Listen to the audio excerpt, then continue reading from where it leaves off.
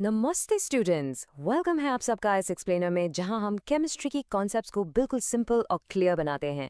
सोचो, आपने कभी सोचा है कि हॉस्पिटल्स में जो आईवी ड्रिप लगती है उसमें अगर ग्लूकोज या सॉल्ट की कॉन्सेंट्रेशन मतलब उसकी मात्रा जरा सी भी ऊपर नीचे हो जाए तो वो कितनी डेंजरस हो सकती है।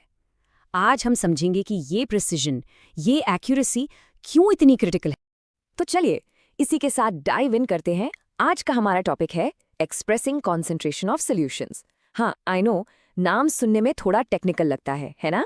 पर असल में ये बस एक तरीका है, एक कॉमन लैंग्वेज है जिससे केमिस्ट आपस में आराम से बात कर पाते हैं कि कोई सोल्यूशन कितना स्ट्रांग है या कितना वीक है। देखो, एट इट्स हार्ट कॉन्सेंट्रेशन बस एक रेशियो है, सिंपल। ये हमें बस इतना बताता है कि कितना सल्यूट, मान लो चीनी, एक पर्टिकुलर अमाउंट ऑफ सॉल्वेंट जैसे पानी या फिर पूरे के पूरे सोल्यूशन में खुला हुआ है। It's really that simple. Solute कितना, सॉल्वेंट या सोल्यूशन कितने में, दैट्स इट।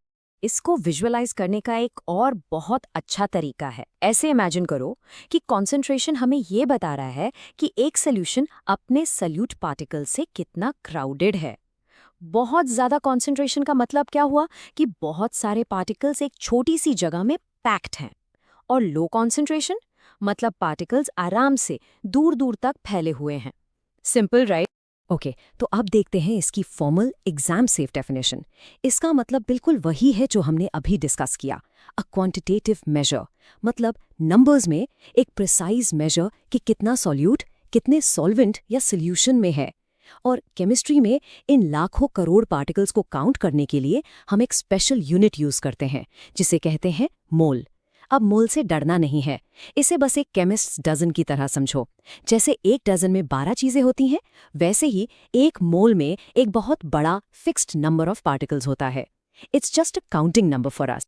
अच्छा, अब आते हैं उस जगह जहां स्टूडेंट्स सबसे ज्यादा कंफ्यूज होते हैं, मोलैरिटी वर्सेस मोलैलिटी। देखो, ध्यान से सुनो। मोलैरिटी, जिसे हम कैपिटल एम से लिखते हैं, ये है मोल्स ऑफ सोल्यूट पर, and this is the key, पर लीटर ऑफ सोल्यूशन।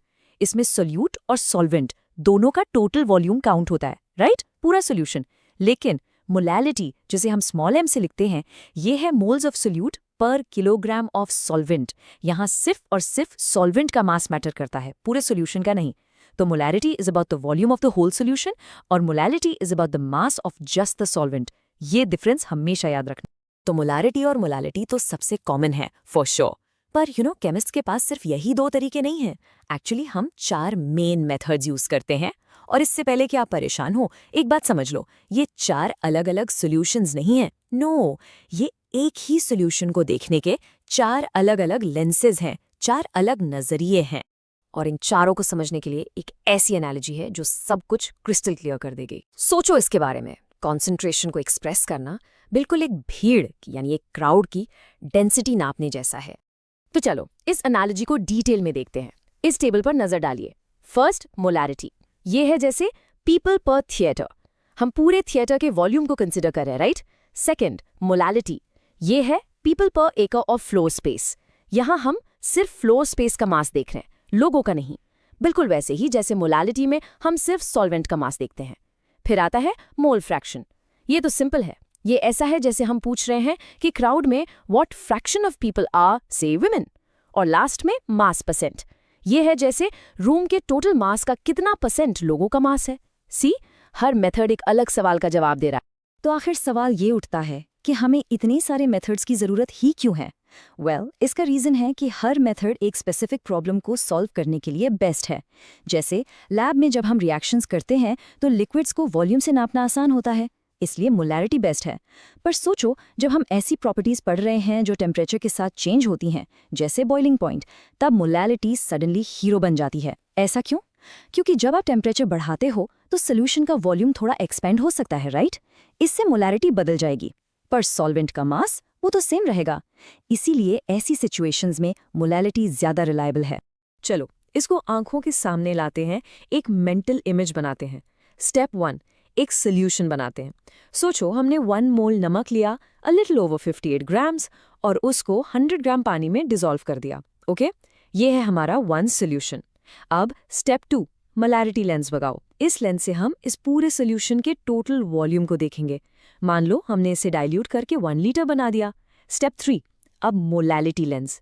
इससे हमें टोटल वॉल्यूम से कोई मतलब नहीं, हम सिर्फ सॉल्वेंट यानी 100 ग्राम पानी दैट इज 0.1 किलोग्राम पर फोकस करेंगे। स्टेप 4, मोल फ्रैक्शन लेंस से हम देखेंगे कि नमक के पार्टिकल्स और पानी के पार्टिकल्स का रेशियो क्या है। और फाइनली स्टेप 5, मास परसेंट लेंस से हम देखेंगे कि टोटल मास में नमक का परसेंटेज कितना है। देखा, एक ही सोल्यूशन पर उसको डिस्क्राइब करने के 4 बिल्कुल अलग और इक्वली करेक्ट तरीके। ओके, थ्योरी बहुत हो गई। अब देखते हैं कि ये कॉन्सेप्ट सिर्फ किताबों या एग्जाम्स के लिए नहीं है, ये हमारी डे टू डे लाइफ में कितना इंपॉर्टेंट है। चलो एक टेस्ट करते हैं।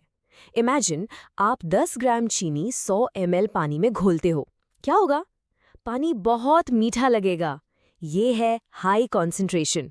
अब वही 10 ग्राम चीनी आप 1 लीटर पानी में घोलो, अब कैसा लगेगा? मीठास बहुत कम हो जाएगी ना। ये है लो कॉन्सेंट्रेशन। एक तरह से आपका जो सेंस ऑफ टेस्ट है ना, वो कॉन्सेंट्रेशन को डायरेक्टली मेजर कर रहा है। और अब वापस आते हैं अपने ओरिजिनल सवाल पर, आईवी ड्रिप। उनकी कॉन्सेंट्रेशन इतनी क्रिटिकल क्यों है? देखो इस नंबर को, 5% W/V। तो 5% VV का मतलब क्या है? इसका मतलब है कि हर 100 ml सोल्यूशन में एग्जैक्टली 5 ग्राम्स ग्लूकोज होना चाहिए, नो मोर नो लेस। और ये प्रिसिजन इतनी ज़रूरी इसीलिए है क्योंकि आईवी ड्रिप की कॉन्सेंट्रेशन हमारे ब्लड की कॉन्सेंट्रेशन से परफेक्टली मैच करनी चाहिए। अगर कॉन्सेंट्रेशन थोड़ी सी भी ज़्यादा या कम हुई ना, तो वो हमारे डेलिकेट रेड ब्लड सेल्स को या तो श्रिंक कर देगी या उन्हें बर्स्ट कर देगी। दोनों ही केसेस में इट कैन बी फेटल। इसीलिए ये स्टैंडर्डाइज यूनिट्स लिटरली लाइफ सेवर्स हैं। तो चलिए इस पूरे टॉपिक को रैप अप करते हैं और सबसे इंपॉर्टेंट पॉइंट्स को एक बार रिवाइज कर लेते हैं ताकि एग्जाम्स में कोई प्रॉब्लम ना हो। तो एग्जाम के लिए बस ये 4 बातें याद रखो। नंबर 1, कॉन्सेंट्रेशन बेसिकली एक रेशियो है, कितना सॉल्यूट कितने सोल्यूशन या सॉल्वेंट में।